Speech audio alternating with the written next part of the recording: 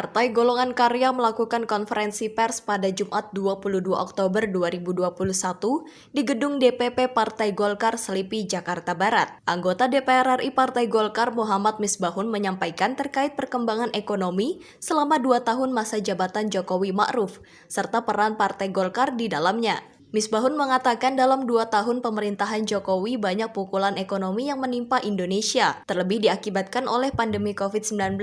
Anggota DPR RI itu menyampaikan, meski ditimpa masalah serius di bidang ekonomi, namun pemerintah mampu mengatasinya serta keluar dari krisis ekonomi. Hal itu tak terlepas dari keputusan pemerintah serta bantuan dari anggota Partai Golkar yang duduk di bangku legislatif dan eksekutif. Ia juga menambahkan banyak keberhasilan yang dicapai oleh Jokowi selama 2 tahun masa kepemimpinannya, terlebih di bidang ekonomi dengan keberhasilan menanggulangi krisis ekonomi yang dirasakan oleh Indonesia. Dirinya menyebutkan Partai Golkar senantiasa mendukung segala kebijakan pemerintah untuk memulihkan perekonomian Indonesia. Bagaimana pemerintah di awal-awal tahun pemerintahan mengatasi situasi yang sulit di sektor ekonomi karena pandemi. Bantuan sosial,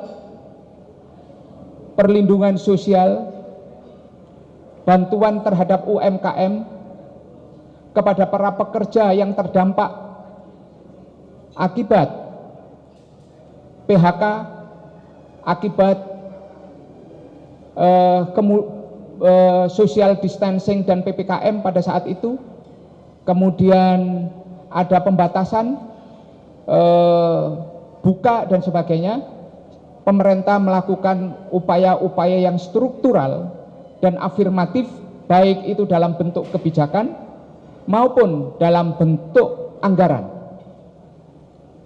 Keluar kebijakan Perpu nomor 1 yang menjadi Undang-Undang nomor 2 tahun 2020, dan ini memberikan ruang fleksibilitas kepada pemerintah, dan Partai Golkar memberikan dukungan yang luar biasa terhadap bagaimana Perpu tersebut bisa disetujui dengan cepat, segera, sehingga negara mempunyai kemampuan dari sisi anggaran dalam penanganan dan penanggulangan COVID-19, termasuk dampak-dampak ekonominya, sehingga lahir istilah baru yaitu pemulihan ekonomi nasional.